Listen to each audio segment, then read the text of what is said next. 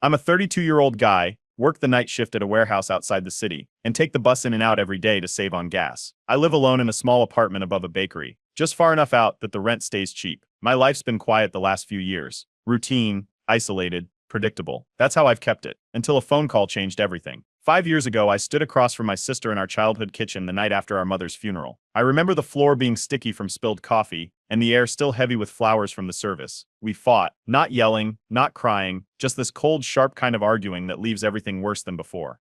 She told me I had no right to speak about mom after disappearing on her when she was sick. I told her I tried. She laughed in my face and said, "She died thinking you didn't care." After that, I stopped trying to explain myself to anyone. My sister stayed in the house. Our mother had left it to her. Everyone seemed to think that made sense. She had been the caregiver, the one who handled the nurses, the medications, the day-to-day things that happen when cancer takes over. The strong one, the good one. She was always the louder one, always the decision maker. I was the quiet one. I'd moved out years ago, built a life away from all that. People assumed I just didn't want to be involved, but the truth was, I never got a single call that my mother was dying. Not one.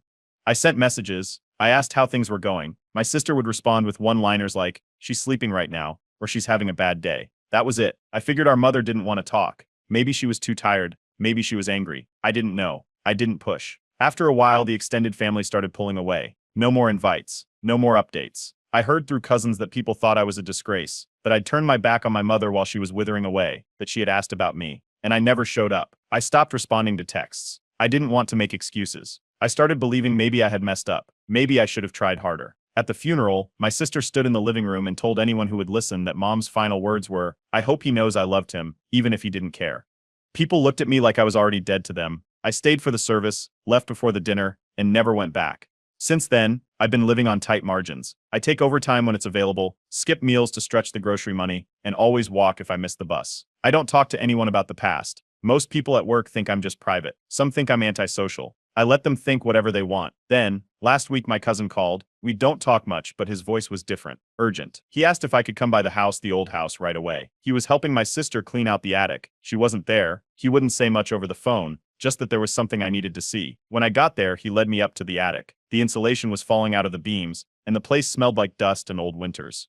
In the corner, under a ripped tarp and a broken lamp, was a sealed cardboard box. Heavy, water-stained on the bottom. On the top, in black marker, was my full name, not initials. My entire name, in my mother's handwriting. I took it downstairs and sat on the porch while my cousin went back to sorting. I didn't open it right away, just sat there staring at my name, trying to figure out what this even was. After a while, I peeled off the old tape and looked inside. Letters. Dozens of them. Every single one addressed to me. Some dated years back, some recent, right up until the last few weeks of her life. Some were sealed. Others were folded in half and tucked into envelopes with no stamps. All of them written in the shaky cursive I remembered from her grocery lists on the fridge. I took the box home.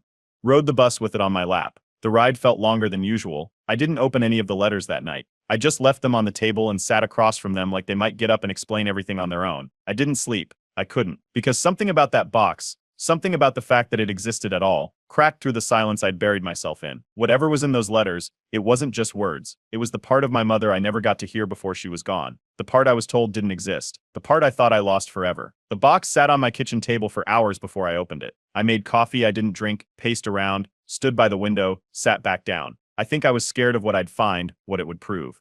Eventually, I tore the tape off one of the smaller envelopes, already yellowing at the corners. Her handwriting looked the same, just shakier. My name was written across the front like she still expected me to open it the day it was written. The first line said, "I wish you'd pick up your phone, but I understand why you wouldn't." I opened the rest slowly, one at a time, keeping them in order by date. Most started the same way. Some version of trying to reach out, confused about why I hadn't responded. In one letter, she mentioned she'd left voicemails. In another, she wrote about calling and having someone tell her I was busy. She thought I was angry. She thought I was still holding a grudge from a fight we had 2 years before her diagnosis. She apologized again and again for being cold after our father died, for not standing up for me when I moved out, for saying things she regretted. She kept saying she hoped we'd talk before it was too late, that there was still time to fix it. The handwriting got messier in the later ones. The dates got closer to the end. Some had tear stains, or maybe it was water damage. I couldn't tell anymore. One letter mentioned the old silver watch I used to wear as a kid, said she had it cleaned and boxed, and asked my sister to give it to me whenever he's ready. I never got a watch. I never even heard about it. I kept going. Dozens of letters.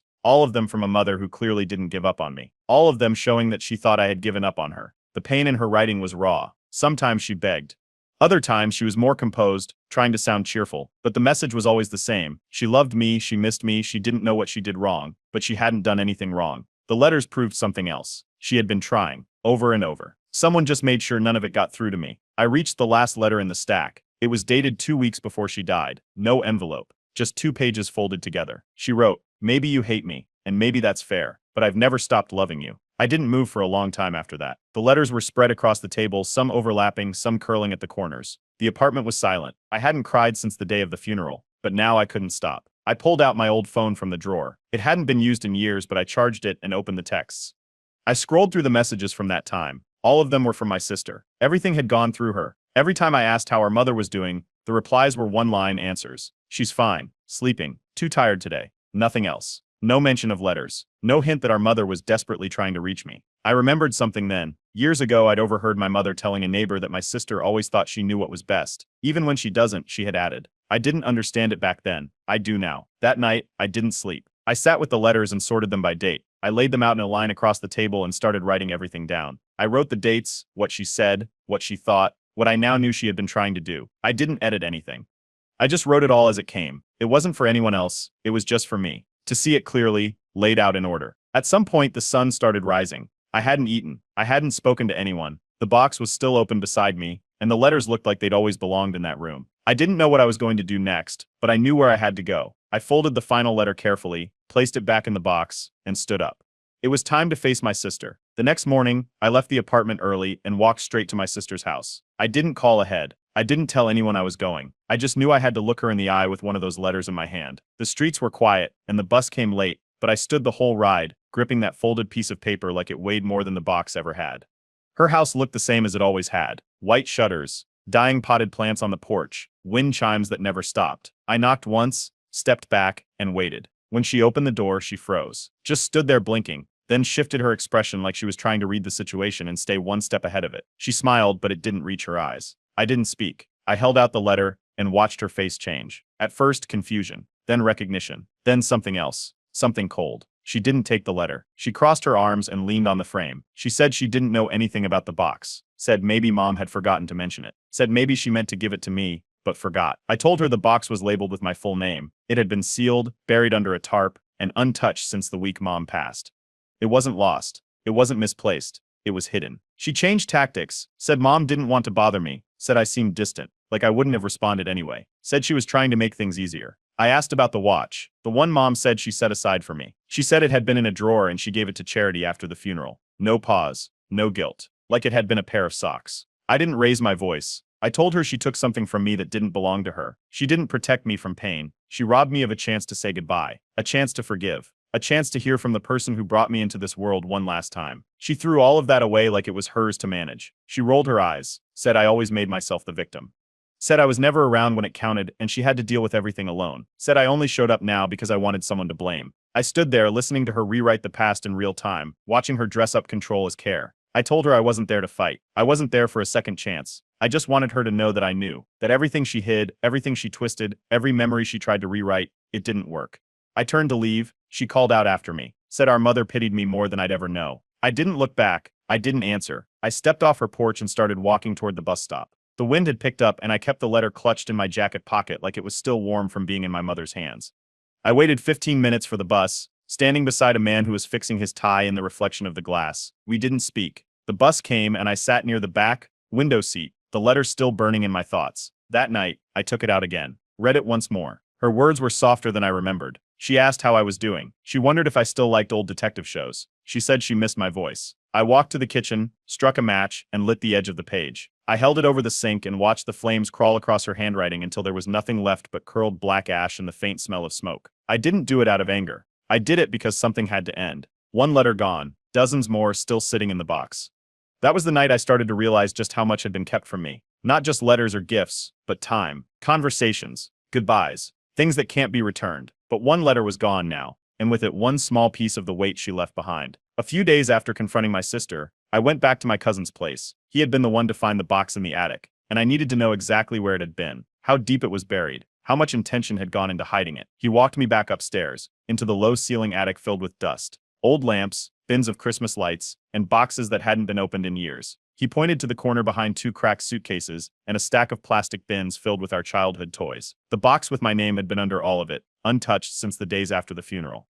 He also mentioned something else he'd found and handed it to me. A small wooden box, darker in color, with our mother's initials carved on the lid. It had a lock, and on the bottom, taped underneath, was a key. My full first name was written on the tape in her handwriting, not initials. Not just for him. My name. I took it home, waited until the apartment was quiet, opened it slowly. Inside were personal things, an old keychain I lost in middle school, a dried flower pressed between two receipts, a folded photo of me and her at a pumpkin patch when I was maybe 7. At the bottom of the box was a sealed envelope with a USB drive inside. I plugged it into my laptop and waited. There were 6 video files. Each one had a date, spaced out over what looked like her final months, between hospital stays and hospice visits.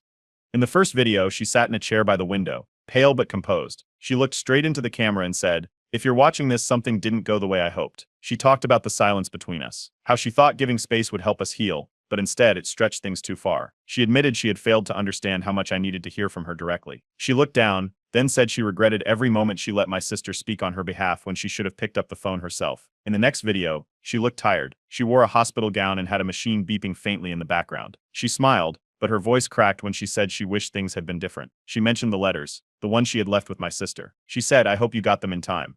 One of the videos ended with her saying, "You didn't fail me. I just didn't know how to ask you to come home." I watched them all in one sitting. I didn't pause. I didn't skip ahead. It was like watching the version of her I never got in real life. The version that hadn't been filtered or rewritten. When the last video ended, I sat there staring at the blank screen for a long time. Then I went to the drawer, took out paper and a pen, and wrote a letter back. I wrote about everything, how I found the box, the watch that never came, the way people looked at me at the funeral. I folded the letter once and put it in my coat pocket. That night, after the buses stopped running, I walked across town to the park near our old house. There was a tree by the pond where we used to sit in the summer, eat sandwiches, and watch the ducks. I dug a shallow hole near the roots and buried the letter there, not for anyone to find, just to leave it where she might have wanted it to go. The next morning, I walked to work, took a longer route past a street she used to drive me down when we'd go to the library. I passed the bakery where she used to buy lemon tarts and the bench where she once gave me advice about starting over. At work, a coworker asked if I was all right. I didn't go into details. I just said, "I'm learning what actually happened," and kept moving. That evening, I took the USB and the letters and placed them in a small drawer in my nightstand. Not to forget, not to lock away, just to keep them safe. I didn't want them touched again, not by her, not by anyone. I didn't ride the bus again that week. I kept walking. I needed the time between here and there, between who I thought I was and what I now knew. A few days after watching the videos, I reached out to a family friend who had stayed in touch with my mother during her final months. She had visited the house often, brought meals, helped with errands, someone who saw more than what most of the family did. We met at a small diner near the bus terminal. She arrived with a folder full of old photos and a bag of letters my mother had sent her years ago. She remembered the silence between us, said my mother spoke about it constantly, that she cried once after asking whether I hated her. She told the friend she kept writing to me, kept asking my sister to pass things along, and never got anything back in return. My mother thought I was choosing not to respond. I asked how many times she had heard that story. The friend said my mother would always start her visits by asking if I had replied yet. Each time she was told no, by my sister. After that, I visited my uncle. We hadn't spoken in years, but he was always close with our mother. I told him I needed to ask something face to face. When I asked what he had been told about me during the final months, he said he had been told I had checked out completely, that I refused to visit, wouldn't return calls, and didn't even send a card. I pulled out one of the letters and handed it to him. I let him read it from beginning to end. He looked up and said, "I should have asked you directly." I left him with a copy of that letter and one of the short videos from the USB drive. Nothing dramatic, just a clip of her explaining how much she missed me. It was all I needed to say. Word started spreading slowly. A cousin messaged me a day later saying they had no idea there were letters. Another relative sent a message just saying, "I believe you." Some stayed silent. Others kept their distance. I wasn't trying to make it public, but families talk. Stories move, and when they do, people start rewriting what they claimed to believe all along. I got invited to a family dinner that weekend. They said it was to reconnect. I declined. I told them I wasn't interested in pretending nothing happened. One honest conversation was worth more than 10 polite ones. My cousin called again afterward and mentioned my sister was furious. Said she was calling me manipulative, claiming I was trying to destroy her reputation just because I couldn't handle the truth. She tried to call me that night. I blocked her number without hesitation and deleted it from my phone. I didn't need a conversation. I needed distance. The next morning, a mutual family friend sent me a message saying my sister wanted to pass along an apology. I asked her not to. I made it clear I don't want anything else to come from her, not through someone else, not ever again. That weekend, I took the box back out. I laid every letter across my floor and organized them by date. I created a document with brief notes beside each one, scanned every letter, and backed them up on a flash drive. I labeled it with a strip of masking tape and wrote, "Mom, Truth. Then I put it in a lockbox with the USB videos and the small wooden box with my name on it. Not for revenge. Not for proof. Just so it wouldn't disappear again. At work, things started changing too. My manager pulled me aside and said she had noticed how steady I'd been lately. She asked if I'd be open to helping train new hires. Not heavy lifting, just walking people through systems, showing them how things work. Said I had a kind of quiet focus that people responded to. I agreed. The first day I shadowed a new worker. He asked why I walked to work when there was a bus line right out front. I just said the walk helped clear my head. By then, the air was different. I wasn't waiting for answers anymore. I had enough of them. Enough to know what was true. Enough to stop caring what wasn't. I hadn't gone back to the cemetery since the funeral. I kept telling myself there was no point. She was gone, and anything I had to say would be too late. But that morning I bought a bouquet of white lilies from the vendor near the bus stop. The same kind she used to buy for the kitchen table. I took the early route out to the cemetery and walked the path I remembered following behind the casket 5 years earlier. The headstone was smaller than I remembered, but clean. Someone had been taking care of it. I sat down cross-legged in the grass, placed the lilies at the base, and took out one of her letters, the one where she wrote, "Will he ever forgive me for not trying harder?" I read it aloud, softly, line by line. No one else was around. I folded it back up, slid it into the inside pocket of my coat, and sat in silence for a while. As I got up to leave, a woman walking past stopped a few feet away. She looked familiar but older, thinner. She asked if I was her son. I said yes. She smiled and said she was one of the nurses from the hospice care team who came by during the final month. She remembered my mother vividly, said she always talked about me, always. One day she recalled, she found her crying and holding a letter to her chest, said it needed to be sent before it's too late. That was the letter with the words, "Maybe you hate me, and maybe that's fair." The last one I had read. I nodded, thanked her, and walked out through the side gate. That evening I sat down at my desk and started writing. Not journaling, but a full record. Everything from her diagnosis, the silence, the blocked calls, the confrontation, the letters, the videos, the nurse, the grave. I wrote down every date, every detail I could verify, and filled in the blanks from memory only where I had to. It took 3 hours. I didn't edit it. I saved it as a PDF and sent it to 3 people, my cousin, my uncle, and the family friend from the diner. I didn't add a note, just the file. My uncle replied first. His message was just one sentence: "I won't be attending anything hosted by your sister again. I believe you." My cousin messaged a few hours later, said my sister had gone silent in all the family group chats, left one of them completely. Another cousin mentioned she was calling people cowards and traitors for choosing my side. It didn't sound like someone trying to fix anything, just someone angry that her version of the story had stopped being the only one. Later that night, a childhood friend I hadn't heard from in years sent a short message. Said he remembered my mother as kind, reserved, and gentle. Said he never believed she'd say something like, "I hope he knows I loved him, even if he didn't care." That line had haunted me for 5 years. It was the thing my sister repeated at the funeral. It was the thing people whispered after I left. And now, someone outside the family confirmed what I had come to realize. It wasn't her voice. It was just a convenient line for someone else to use. I opened my old phone one last time, scrolled to the final voicemail my sister had left me before I blocked her. It was short, a few bitter words, one final justification. I didn't replay it, I just deleted it. Not out of anger, but because there was nothing left in it worth holding on to. That night, I took the late bus home. I sat by the window watching the same buildings pass by, the diner, the bakery, the library we used to go to as kids. I leaned my head against the glass and let the city move around me. I didn't think about what I had lost anymore. I thought about everything I had just uncovered, everything that had been kept from me, everything I had survived not knowing. And just before my stop, I whispered quietly, "You knew I loved you. You didn't die believing I didn't." A few days after my visit to the cemetery, I found a small envelope slipped through the apartment mailbox. No return address, no stamp, just my name written neatly on the front. Inside was the watch, the same one my mother had written about in one of the letters, the one she said she had cleaned and asked my sister to give me. The leather band had been replaced, and the back was still engraved with the words "Time waits for no one. Love, Mom." Tucked beside it was a single torn piece of notepad paper.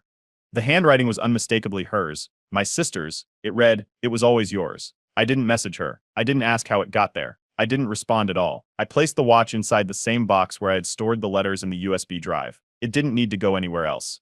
Later that week, my cousin mentioned that my sister had stopped attending anything family-related. She wasn't replying to texts, had left one group chat and muted another. No one had seen her since the last holiday gathering. People had questions, but she wasn't offering answers anymore. An aunt I hadn't heard from in years called me. I almost didn't answer, but something told me to pick up. She apologized. Said she was wrong to believe everything she was told about me. I asked what exactly she had been told. She said my sister told the family I had cut our mother off completely, without a word or a reason.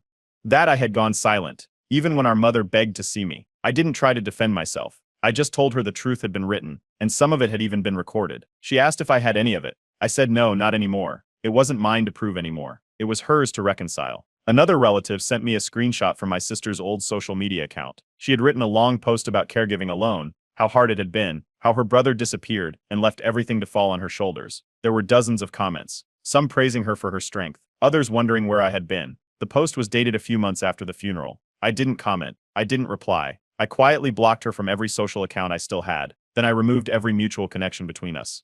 No second chances. No back doors. At work, my manager pulled me aside and introduced me to a visiting author who was writing a non-fiction book based on personal family stories and wanted someone to help transcribe recorded interviews. It wasn't a job offer, just a side project. The manager said I seemed like someone who could handle emotional details without getting lost in them. I agreed to try. After hours, I started working through the author's notes, and without meaning to, started writing down my own, not for a book, not to publish. Just to get it all out of my head in a straight line, I opened a new document and titled it using one line from one of my mother's letters, "Still hoping you'll come home." I wrote about things I hadn't told anyone, how long I carried guilt that wasn't mine, the way silence had reshaped every memory I had of her.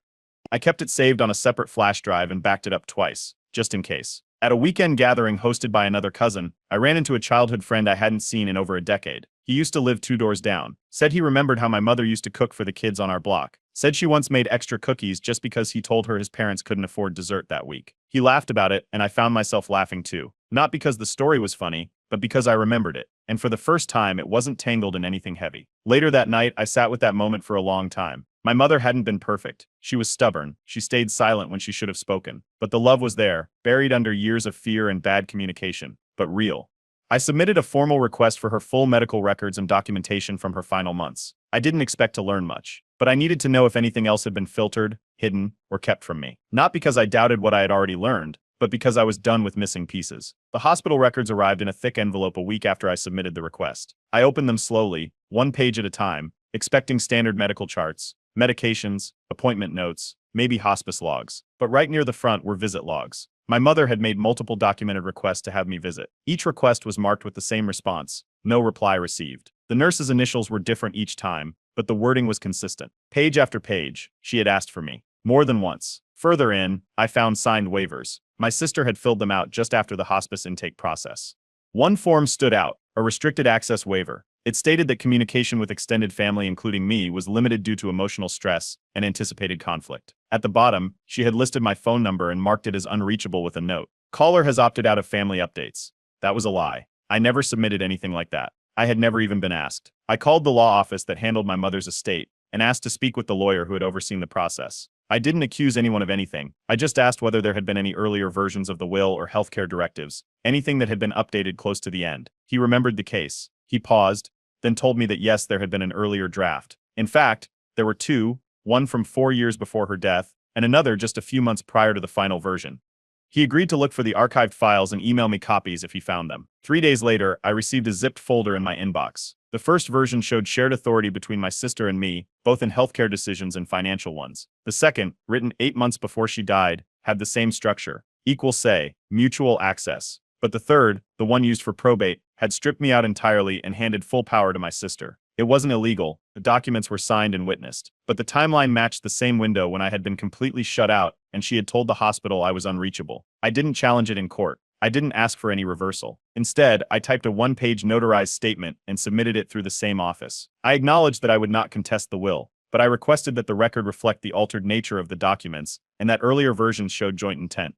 They agreed to file the statement. That weekend, I took a ride out to the neighborhood where we grew up. The house had changed, the shutters were a different color, and the mailbox was new, but the shape of the porch and the cracks in the driveway were the same. My sister no longer lived there. The house had been sold a few months back. An elderly neighbor, someone who had lived next door for decades, waved me over and invited me in for tea. I remembered her from when I was a teenager. Her kitchen still smelled like ginger biscuits. She told me that during the last year of my mother's life, she would sit by the front window every Sunday, said she never missed a week. She just sat there, hands folded, staring down the driveway, always waiting, always looking toward the street. I thanked her for telling me.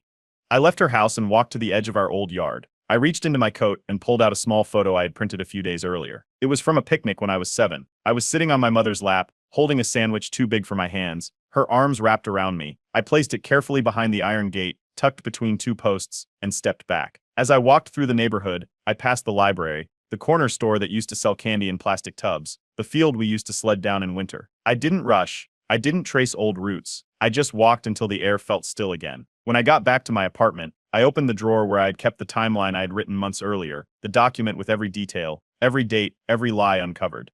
I unfolded it once, then I carefully folded it again, page by page, and placed it in a sealed envelope. I put it in storage, locked away. I didn't need to explain anything anymore. The people who needed to know already knew. The rest didn't matter. I wasn't trying to prove what was true. I had already lived it. What mattered had already been recovered. Months passed without anything major, just quiet days, long walks, and slow, steady work. Then, out of nowhere, another package came. It was from the same law office that had handled everything before. No letter inside this time, just a leather-bound journal, the kind my mother used to keep in her nightstand drawer. On the inside cover, her name was written in faded ink. It had been recovered from a safety deposit box tied to an account under her name. I hadn't even known it existed. The entries were short, most were undated, written in the final weeks before she passed. One page simply said, "I miss him more than I thought possible." Another, 3 pages later, read, "Maybe he hates me. Maybe I would too, but I still check the door every evening." Most of the journal wasn't filled. The handwriting got thinner, the further I flipped, but the very last entry stopped me cold. "If he finds this, tell him I was always proud of who he became." I closed the book, not to shut it away, but to let the words settle. I didn't need to chase answers anymore. I had them. They weren't loud or dramatic. They didn't fix everything, but they ended something. Finally, I didn't call the lawyer. I didn't bring up the will again. I let it rest. Revenge wouldn't heal anything, and I didn't need proof anymore to understand what was true. I had carried the silence for too long. Now it wasn't mine to carry. A week later, my manager asked if I would be willing to speak at a new hire orientation. Nothing official, just a quick word about focus under pressure. I agreed. When the time came, I talked about silence, how it builds up, how it reshapes everything around you until it becomes the only language left, and how hard it is to break, unless anyone decides to speak first. After that, I started journaling again. Not about her, not about the past, just about the days as they came: sunrise over the warehouse, the sound of the elevator at work, the quiet walk home, small things I used to miss. A few weeks later, my cousin called with news. She was expecting a baby. She was naming her after our mother. Then she asked if I would be godfather.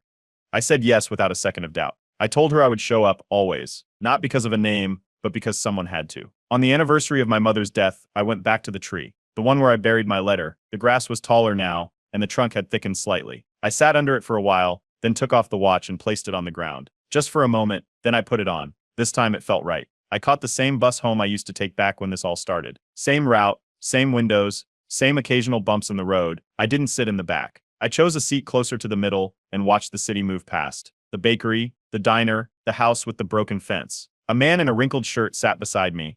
After a few minutes of silence, he asked, "Are you all right?" I looked out the window, then back at him. I smiled. "Yeah, I finally know where home is." I'm a 22-year-old guy, just started my first full-time job about 3 months ago after graduating college. It's nothing fancy, an entry-level operations role at a mid-sized firm, but it pays okay, has a clear path to promotion, and most importantly, it's mine. I worked hard to get here. I spent my college years juggling classes, internships, and whatever part-time jobs I could land, grocery stores, weekend catering, some remote data entry during lockdown. I did it all. The goal was always the same: save up enough to buy my first car outright. Around a month before graduation, my parents surprised me by offering to split the cost of a car with me. That was unexpected. My dad and I aren't close, and my mom's the type to ask for receipts even for birthday gifts. But they sat me down, told me how proud they were, and said they wanted to help me start off strong. They'd cover half if I paid the rest. I already had about $7,000 saved. We found a solid used sedan at a dealership nearby. Low mileage, clean record, affordable insurance. The car was registered in my name. The insurance was under me. I paid for my half up front, and my parents covered the other half through a wire transfer. Paperwork, title, registration, everything was legally mine. Still, my mother asked to keep a copy of the spare key, just in case. I didn't push back. At the time, it seemed harmless. My younger brother, who's 19, had dropped out of college 2 months earlier. No job, no classes, no real plans. Most days he was home playing video games or hanging out with his girlfriend. Once I brought the car home, he started asking if he could borrow it. At first, it was small things. Runs to the store, picking up a friend. I figured I could be generous. He was my brother, and the car was just sitting in the driveway while I worked remote, those first couple weeks. But the requests got more frequent. Then he stopped asking entirely. I'd come home to find the car gone. I'd wake up and it wouldn't be in the driveway. He started returning it late. Once left an empty fast food bag in the passenger seat and didn't fill up the tank. One time he left the windows down during an overnight rain. Another time I noticed a dent in the back bumper that he swore was already there. I told him it wasn't. I brought it up to my mom. I told her this wasn't okay. Her response: "He's just figuring things out. That's what big brothers are for." She told me not to make a big deal out of a little sharing. I started keeping the key in my backpack. I locked the car whenever I parked it, But the spare key still existed, and apparently my mom had no issue handing it over whenever he asked. Then one Tuesday morning I walked out to the driveway, and the car was gone again. No note, no heads up. I was scheduled for a big presentation at work. I texted my brother, no answer. I tried calling, straight to voicemail. I couldn't afford to wait, so I grabbed my backpack and walked to the nearest bus stop. The ride took twice as long and was jam-packed. I arrived 10 minutes late to the meeting, sweating and out of breath. When I finally got home that evening, I expected to see the car parked in its usual spot. It wasn't. I asked my mother if my brother had returned it. She looked up from her tablet and said, calmly, "He has it." I gave it to him. She said it like she'd given away an old coat, just passed it on. I stood there, not really understanding. She clarified, he'd been feeling down, struggling, and he needed a fresh start. The car would give him a push, some freedom, a reason to leave the house. According to her, I didn't need it as much. I had my job and my bus pass. My father was in the kitchen. He confirmed it. He said my mother made the call that morning. They talked it over and decided that he needed it more right now. I asked about the fact that the car was legally mine, title, insurance, everything. My mother waved it off. We're a family. What's yours is his too. You'll understand when you're older. That night, I started going through every document I had, title, insurance, receipts, emails with the dealership, the loan statement. I saved them all into one folder. I updated the log I had already been keeping with everything I could remember from the last few months. Dates, conversations, times my brother had used the car without asking, the damage, the gas tank, everything. I didn't yell. I didn't make a scene. I didn't even bring it up again. I just got quiet, and I started preparing. I didn't know exactly what the next steps would be, but I knew I wasn't going to let it end like that. The day after my mother told me she'd given my car to my brother, I called both my insurance provider and the Department of Motor Vehicles. I needed to know for sure. Everything was still under my name, title, registration, policy.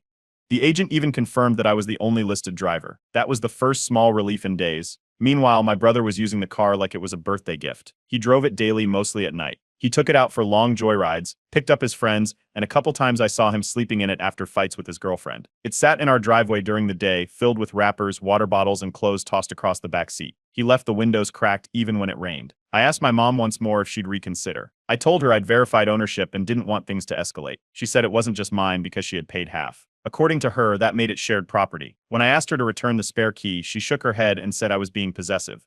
My father stayed out of it completely. Later, though, he showed up at my office building uninvited, asking me to drop the complaint. Later that week, I got a call from my aunt. She'd heard what happened, probably through family group chat, and told me to start a paper trail, write everything down, save every receipt. If I ever decided to take it further, I'd need to be ready. She said it like someone who'd seen this kind of thing before. I followed her advice. I made copies of everything, title, insurance policy, the purchase receipt. I started keeping a log of who was using the car and when. Every dent, every complaint, every argument. I didn't raise my voice or get into another fight. I just documented. When my mother noticed I was avoiding them, she brought it up in the kitchen. I told her, calmly, that I was considering legal action.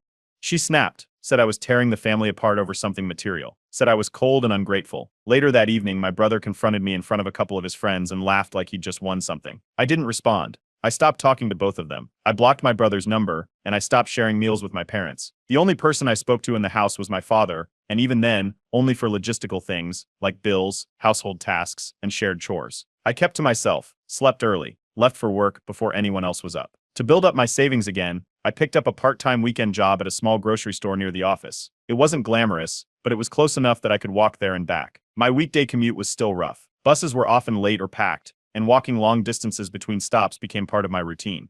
My supervisor at work noticed the change. I was arriving late more often, looking tired. He pulled me aside once and asked if I was okay. I thanked him but said I was just adjusting to some things at home. I couldn't bring myself to explain everything. A coworker I barely knew started giving me occasional rides. He had overheard a conversation I was having near the vending machine and offered to help whenever our schedules lined up. I accepted sometimes, but it only made the situation feel worse. I'd gone from driving my own car to relying on someone else to get to work on time. Then one night around 11 p.m., my phone rang. It was the local police. My brother had been pulled over for reckless driving. He'd swerved into the wrong lane near a school zone. Since the car was registered under my name, the officers needed confirmation about the status of the vehicle.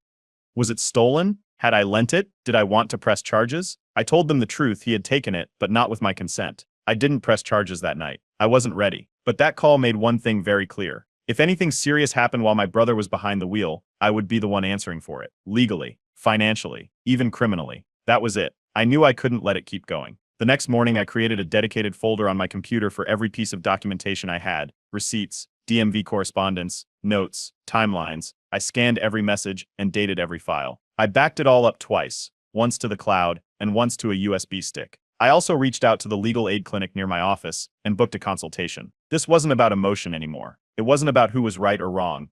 It was about protecting myself from damage that someone else had already started causing in my name. I took the folder of documents I had prepared, registration, insurance, emails, even time-stamped photos of the car's condition, and brought them to a free legal aid clinic near my office. After laying out the full story, the attorney looked everything over and made it clear. Legal ownership was 100% mine. It didn't matter that my mother helped pay part of the cost. There were no contracts, no co-ownership filings, nothing tying anyone else to that car but me. The attorney recommended filing a police report, not claiming the car as stolen. That would have escalated things, but as being held without my consent. It was the cleaner way to handle it. That way the officers could get involved without treating it like a criminal case from the start. It also gave the police a reason to retrieve the vehicle without risking charges, unless things got worse. That same week, 2 officers came by our house. They asked to speak to me first and reviewed the file I had. I showed them the registration and the title. After verifying everything, they knocked on the front door and asked to speak with my parents. I stayed outside. From where I stood, I could hear raised voices. My mother kept repeating that it was a misunderstanding and that it was a family matter. The officers were professional and firm, clearly explaining the situation without escalating it unnecessarily. They explained that regardless of personal agreements, the legal documents gave me full ownership, and they were there to request the return of the vehicle to its rightful owner. After about 10 minutes, my brother stormed outside, tossed the keys toward the grass, and walked off yelling about how I had ruined everything. He kicked the front wheel as he passed it. Once the officers left, I didn't waste time. I drove straight to a locksmith. I had the entire locking system reprogrammed and the spare key invalidated. Then I stopped by an auto shop and bought a steering wheel lock and a GPS tracker with mobile alerts. I wasn't taking chances anymore. For the next few days, I parked the car in a friend's garage about 10 blocks from my place. He had an extra spot and offered it without hesitation. I paid him a bit monthly just to be safe. I figured if the car was out of sight, it was less likely to get dragged back into any more family drama. That didn't stop my mother from trying. She left a series of angry voicemails over the next 2 days, accusing me of betrayal and selfishness. After the 4th message, I blocked her number permanently. My brother followed up by showing up at my job.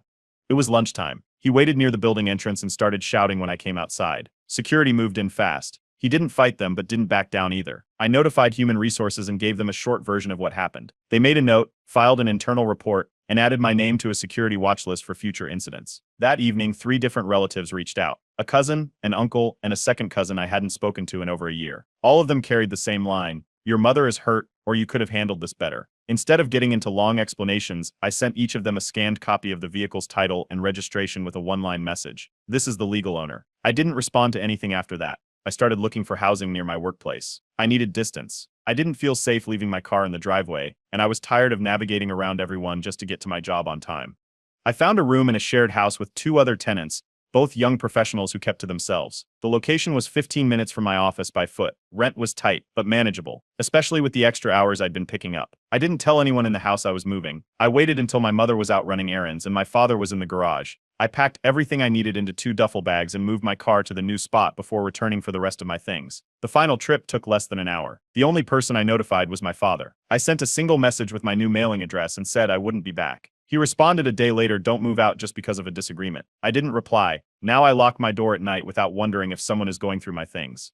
My car is parked in a spot only I can access. No more late night calls. No more early morning surprises. It's quiet. It's not perfect, but it's mine. I waited until both my parents were out, my mother at her weekly group meeting, and my father on a supply run for the house, before I packed up the rest of my things and left for good. The room I had rented near the office wasn't big, just a converted attic space with slanted ceilings and a tiny closet, but it came with its own entrance and a locking door. I told no one in the family the new address, not even my aunt. The only person I updated was my father, and even then just with a forwarding address for emergencies. Nothing else. With the commute gone, everything at work changed. I stopped arriving late, I started picking up tasks others avoided.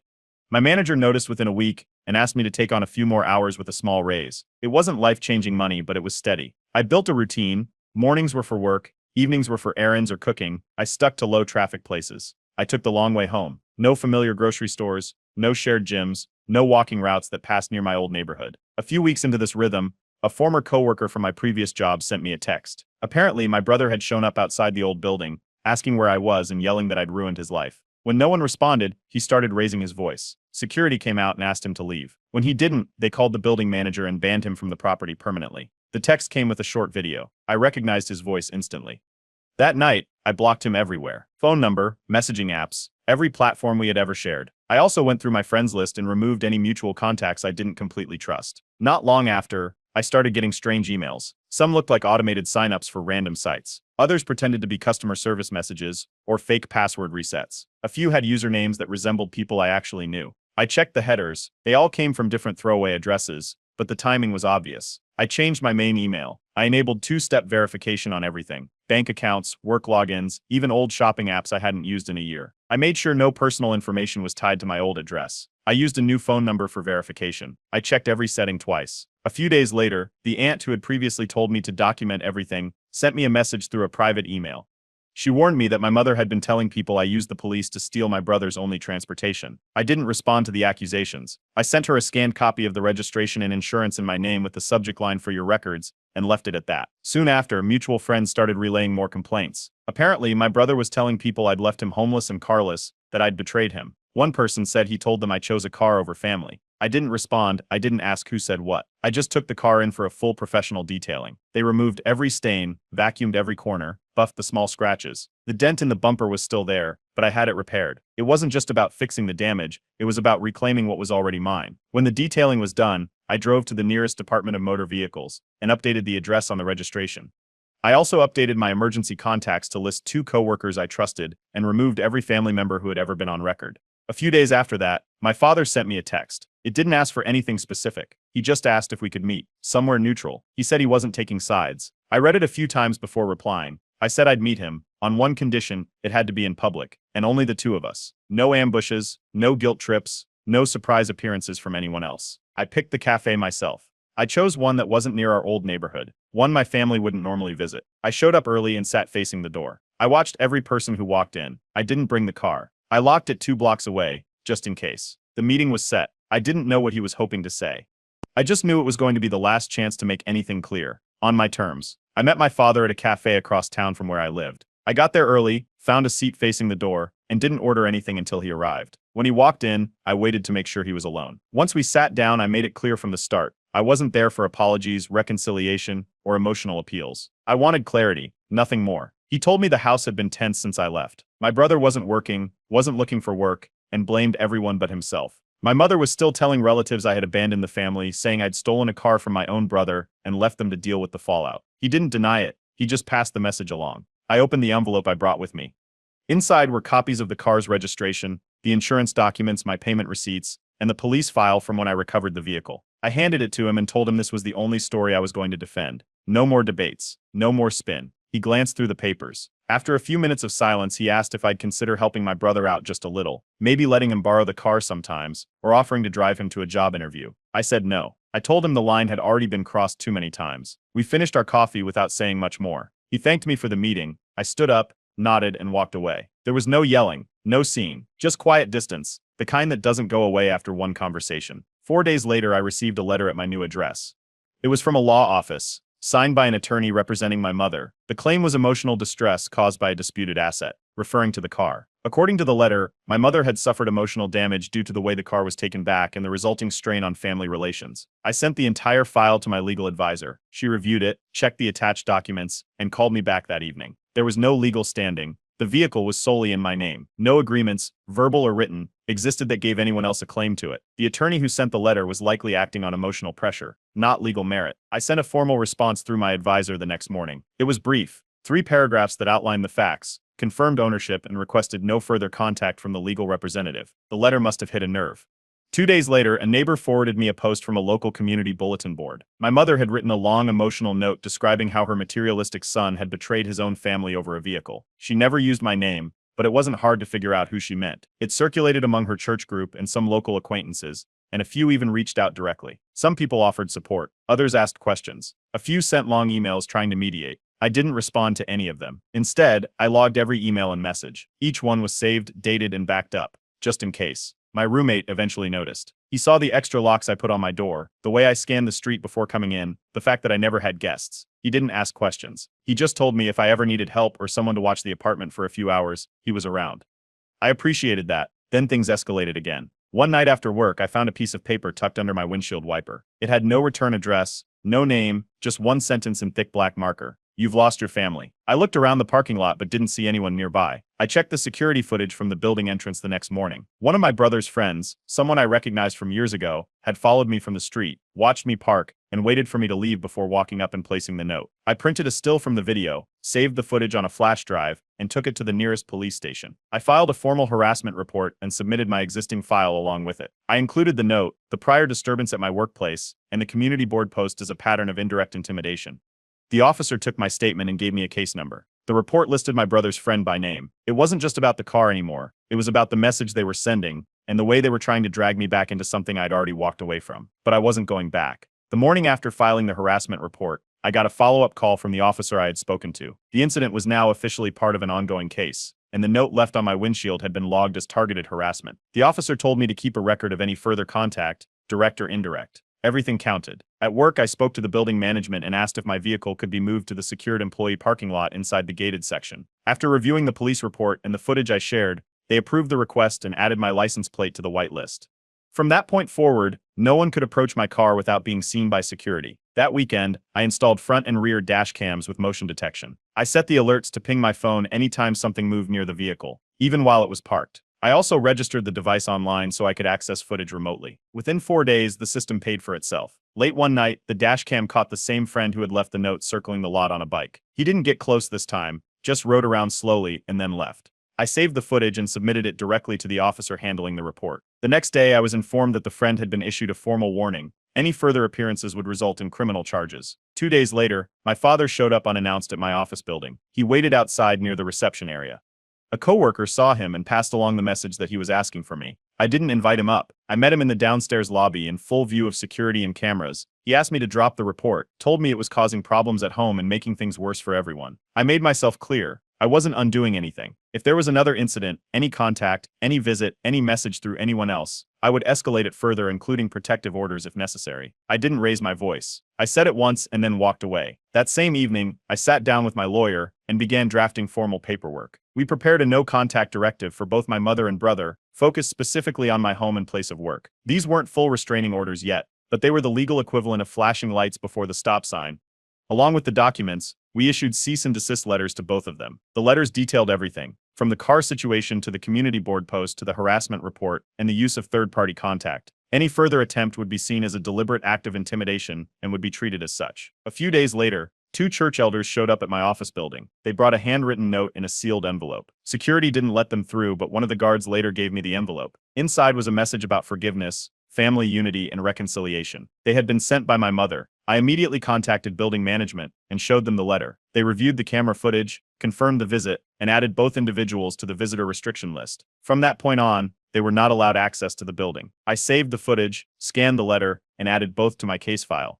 Every event was documented: names, dates, faces, words. Despite everything going on, I needed to keep moving forward. I had been saving for months and finally accepted a remote consulting contract with a small company overseas. The hours were flexible, the pay was solid, and it allowed me to work evenings without disrupting my primary job. The extra income meant I could start building a safety net again, something outside the chaos. At the same time, I booked a session with a life coach I found through a local network. This wasn't therapy or emotional processing. I didn't need to rehash everything. I needed tools, ways to reinforce my boundaries, stay focused, and maintain structure while managing the legal and personal mess in the background. We mapped out a 3-month plan focused on clear action steps and distance from any triggers that might pull me backward. That same week, I received a letter in the mail with no return address. Inside was a short handwritten note, signed by my brother's former girlfriend. She said she had information about what had been going on behind the scenes, things my mother had done, said, or planned during the time everything was falling apart. She asked if I'd be willing to meet. She didn't leave a phone number, just an email. I scanned the letter, added it to the file, and stared at the message for a long time. Whatever she had to say wasn't going to change what had happened, but it might explain some of the things that still didn't make sense. I met my brother's ex-girlfriend at a cafe halfway between her new apartment and mine. We sat near the window, both with our phones on the table. She got straight to the point. During their relationship, my mother had been in frequent contact with her, not about my brother but about me. She showed me text screenshots, messages where my mother asked her to keep an eye on who I spent time with, how I handled money, and whether I seemed stable. In more than one message, my mother called me selfish and said I was unfit to be trusted with anything important. The ex said she had gone along with it at first, thinking she was just helping, but it kept going. Questions about my schedule, my social life, even which friends I stayed in touch with. It crossed a line, and by the time she ended things with my brother, she had already pulled away from the entire family. She apologized for not speaking up sooner and sent me every screenshot she still had. I forwarded the files to my legal advisor. She told me this gave more weight to my case, not just harassment, but now defamation and character attacks with a documented pattern. If anything else happened, we could move faster with formal charges. After that meeting, I did another full security audit. I updated every password, deleted old accounts still tied to my parents' address, and enabled two-step verification on everything, from bank apps to cloud backups. I even bought a new phone number and migrated all critical contacts there, leaving the old one active only for basic verification. 2 days later, my human resources manager called me into a quick meeting. Someone had submitted an anonymous complaint, claiming I was using company time and resources to handle personal legal matters. The complaint didn't list specific incidents, just vague language and a few incorrect details. HR had already reviewed my records and dismissed the complaint. There was no evidence of misconduct, no calls, no disruptions, no missed deadlines. The manager didn't say who sent the complaint, and legally, they weren't allowed to speculate. But the timing was obvious. Only someone aware of the ongoing situation could have written it, and I had already blocked all direct family contact weeks ago. I followed up with my legal advisor again. We talked through what the next steps would look like if things escalated further, particularly if false accusations or impersonations started. She advised preparing documentation for a potential defamation suit. We didn't file anything yet, but we were ready. That same week, I noticed a few strange things. A food delivery was sent to my apartment under my name, but I hadn't ordered anything. A ride service driver called saying he was outside waiting for me, though I hadn't booked a trip. Both events were minor, but they raised a red flag. Someone had my location. I decided not to wait for a third incident. I signed a lease for a new apartment in a high-security complex about 25 minutes away. The building had 24/7 concierge service, keycard access for every floor, and video monitoring at all entrances. I kept the lease quiet and paid the deposit in full. Only my lawyer, my roommate, and one trusted friend knew the address. On moving day, I hired a professional crew. I loaded everything into sealed containers, took back roads to avoid familiar areas, and didn't post or share any photos. My car was parked in the basement garage by a security guard while I finished unpacking. Everything was done in one trip. That evening, I was called downstairs by the concierge. A man had tried to follow a resident inside the building, but was stopped at the door. When asked for his name and purpose, he refused to answer and walked away. The front desk ran the video footage and confirmed his identity. It was my brother. Security reported the incident to the police and provided me with a written incident summary. I added the document to the growing legal file. It now included voicemail logs, community board posts, video footage, harassment reports, defamation attempts, and now a building trespass attempt by a blocked individual. The next phase of this was no longer about protecting a car. It was about drawing a legal boundary so sharp that there would be no more warnings, no more meetings, and no more second chances. The morning after my brother tried to sneak into my building, I went straight to the precinct with the concierge's written report, timestamped security footage, and a full printout of the previous harassment records. I filed a formal trespassing complaint and requested an escalation of the case. The officer assigned to me reviewed the evidence, marked the incident as a violation of the cease and desist warning already issued, and walked me through the next steps. Later that afternoon, we began processing a protective order. The documentation already in place, the police reports, incident logs, email screenshots, voicemail transcriptions, building surveillance, and now the testimony from my brother's ex-girlfriend, provided more than enough to warrant immediate review. The court accepted the request, and a temporary protective order was granted. It legally barred both my mother and brother from contacting me in any form or coming within 100 feet of my workplace, home, or car. A hearing date was set for the following week. They were both notified by mail and email through their respective attorneys. The order required them to respond to the violations, explain their actions, and provide their own statements in front of a judge. I notified my legal advisor and compiled everything into a binder organized by incident. Before the hearing, my aunt, the one who had first told me to start documenting everything, offered to submit a notarized statement. In it, she confirmed that my mother had been orchestrating indirect harassment, manipulating others to interfere with me, and misrepresenting events to the extended family.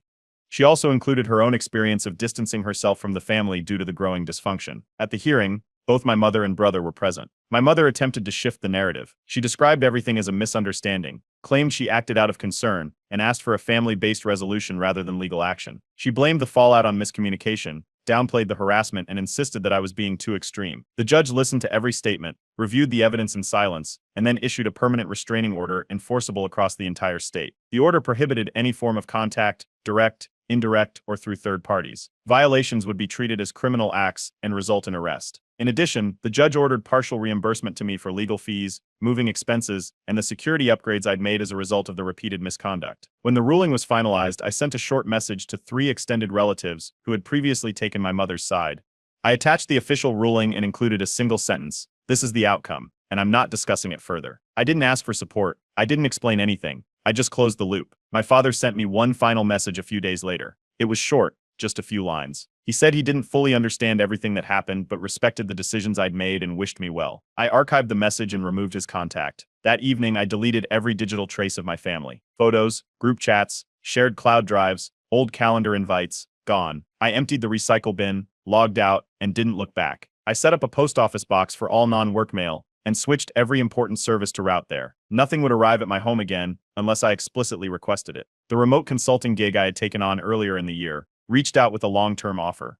They were expanding and needed someone to manage projects full-time. They offered a better contract, flexible hours, fully remote, and a pay bump that would finally put me ahead financially. I signed the contract, submitted my resignation to my other job, and transitioned smoothly into the new schedule. With my finances now stable and protected, I traded in the car, not because I had to, but because I wanted to close the chapter. The same dealership that sold me the original car handled the trade-in. I left with a newer model I had been eyeing for years, something reliable, quiet, and built exactly how I wanted it. I didn't tell anyone. I didn't post a photo or text a friend. I just drove home, parked in the private garage beneath my building, and sat in silence for a few minutes before heading upstairs. When I walked into my apartment that night, there were no messages, no missed calls, no subtle reminders of chaos waiting to return.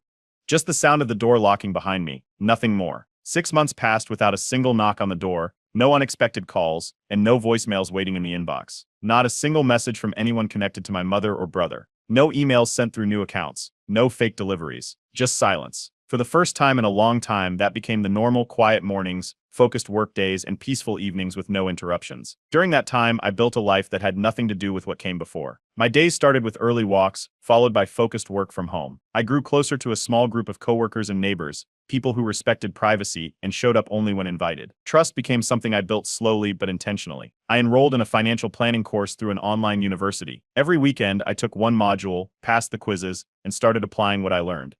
I created an emergency fund, tracked every expense, and started putting money into a long-term savings account with automatic contributions each month. I opened a separate account for investments and kept it small but steady. On the 1-year anniversary of getting my car back, I took a day off and drove north along the coast. No destination, no playlist, just the road and a tank full of gas. I stopped in a small seaside town I'd never visited before and found a bench overlooking the water. I didn't take photos or check in anywhere. I just sat and watched the waves for a while. While I was there, I received an email. It came from a cousin I hadn't heard from since the day I left home. We had never been particularly close, but they had been one of the quieter ones during the entire mess. The message was short.